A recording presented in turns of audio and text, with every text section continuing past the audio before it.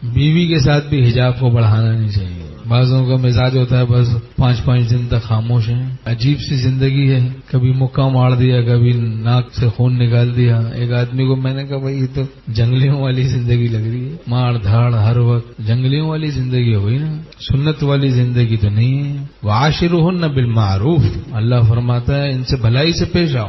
ایک صاحب نے کہا کہ میری بیوی کھانا بناتی اچھا, لیکن میرا ڈر لگتا ہے کہ کہیں تعریف کرنے سے توحید کے خلاف نہ ہو جائے, ناشکری نہ ہو جائے کہ بھائی اللہ کھلا رہا ہے, اللہ دے رہا ہے, اللہ ذائقہ ڈال رہا ہے اور میں بیوی کی تعریف کر رہا ہوں. عجیب بات ہے بھائی, کوئی دین کے خلاف نہ ہو جائے تعریف کرنے میں. میں نے کہا بھائی خوب تعریف کرنی چاہیے, حوصلہ افزائی کرنی چاہیے, کیونکہ حدیث پاک میں ہے من لم یشکر الناس لم یشکر اللہ, جو لوگوں کا شکریہ ادا نہیں کرتا وہ اللہ کا بھی شاکر نہیں ہے. جزاک اللہ خیرہ کہنا چاہیے, حوصلہ افزائی کرنی چاہیے. خشک نہ رہو, ہمارے شیخ رحمۃ اللہ علیہ فرماتے تھے خوش رہو, خشک نہ رہو.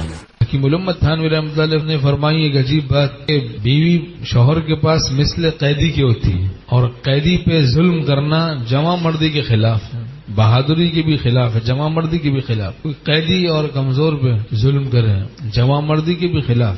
تو بیوی میں شوہر میں آپس میں حجاب ہو گیا, فوراً ختم کرنا چاہیے, حجاب کو پالنا نہیں چاہیے. میاں بیوی ایک ہو نیک ہو, یہ دنیا کی جنت ہے. بزرگوں نے فرمایا ایک نہ ہو نیک نہ ہو دنیا کی جہنم ہے, تو ایک رہیں اور نیک رہیں. حضرت تھانوی رحمۃ اللہ نے فرمایا کہ عورت سے بھی سبق لینا چاہیے کہ وہ اپنے شوہر کی خاطر سب کو چھوڑ دیتی ہے, اپنا علاقہ, اپنا گھر, اپنے والدین, اپنے بہن بھائی, سب کو چھوڑ کے وہ رخصت ہو جاتی ہے. اس سے سبق لینا چاہیے. ہمارے شیخ رحمۃ اللہ کی عجیب باتیں ہیں. فرمایا بھائی اپنے فرائض یاد رکھو, اپنے حقوق بھول جاؤ. بعضوں کی بیویاں ایسی ہوتی ہیں یعنی قبض باطنی کی صورت مثالی, بس دیکھا اور قبض تاری باطنی. اور بعض شوہر ایسے ہوتے ہیں قبض باطنی کی صورت مثالی کہو, بس جہاں دیکھا اور پریشانی شروع. تو فرمایا حضرت والا رحمۃ اللہ نے کہ بھائی بیوی اگر کسی کی مزاج کی کڑوی ہے, اب اس کو دوائی سمجھ کے گزار دیں. دوا تو کڑوی ہوتی ہے لیکن شفا ہو جاتی ہے دل کو. یہ تو ہمارے دل میں یہ بات آ رہی کہ کڑوی دوا ہوتی ہے نا, تو دوا اس لیے پی جاتا ہے, برداشت کر لیتا تاکہ شفا ہو جائے. تو یہ بھی ایک کڑوی دوا ہے, اللہ کے لیے صبر کر لیں تو باطن کو شفا ہو جاتی ہے اس کی برکت سے. کنین ملیریا کی دوا حضرت والا رحمۃ اللہ فرماتے تھے, کنین جو ہے وہ دولت کونین کا ذریعہ ہے. کڑوی ہوتی ہے وہ دوا ملیریا کی, چونکہ سخت بخار جو ہوتا ہے اس کے لیے وہ کڑوی دوا پیتے ہیں جو بخار کو توڑ دیتی ہے, جس سے آدمی کو شفا نصیب ہو جاتی ہے ظاہری. ایسے ہی اگر کسی کی بیوی کڑوے مزاج کی ہو تو کنین سمجھے, جو کہ دولت کونین کا ذریعہ بن جائے گی, یعنی شفا باطنی نصیب ہو جائے گی.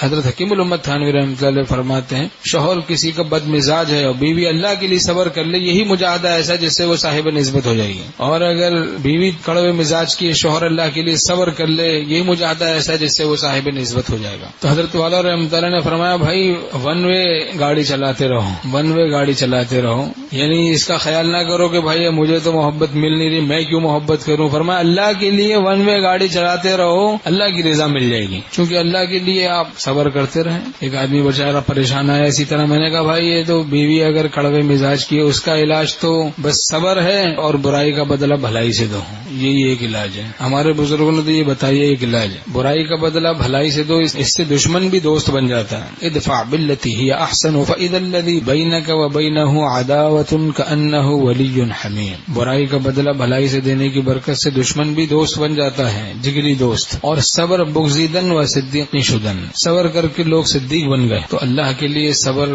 کریں. کسی شخص پہ ظلم کیا جائے وہ صبر کرے, اللہ اس کی عزت کو بڑھا دیتا ہے. ہمارے شیخ برکاتہم نے فرمایا کہ دعا اور صبر کر کے تم اللہ کی رضا حاصل کرو اور غالب رہو. اگر بیوی میں ٹیڑھا پن ہے, وہ ٹیڑھی بات کہے تو بس صبر کرو اور دعا کرو اور اللہ کی رضا حاصل کرو اور غالب رہو. جس کے ساتھ اللہ کی رضا ہے وہ غالب ہے. بے صبری کر کے اپنے آپ کو ذلیل مت کرو, تو میں گھر میں چک چک چک چک سارا سکون برباد.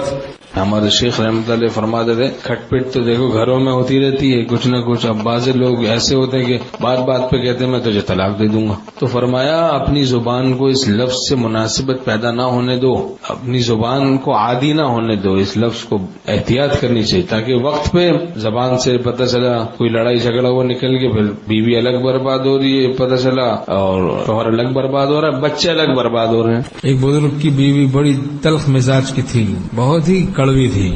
تو ان سے کسی نے کہا حضرت آپ چھوڑ کیوں نہیں دیتے؟ فرمایا کسی اور کے متھے لگے گی ظالمہ، میں ہی برداشت کر لیتا ہوں، پتہ نہیں کر سکے نہ کر سکے برداشت. بیچارے کا بہت برا حال ہوگا، جو بھی ہوگا وہ، تو میں ہی اس کی برداشت کر لیتا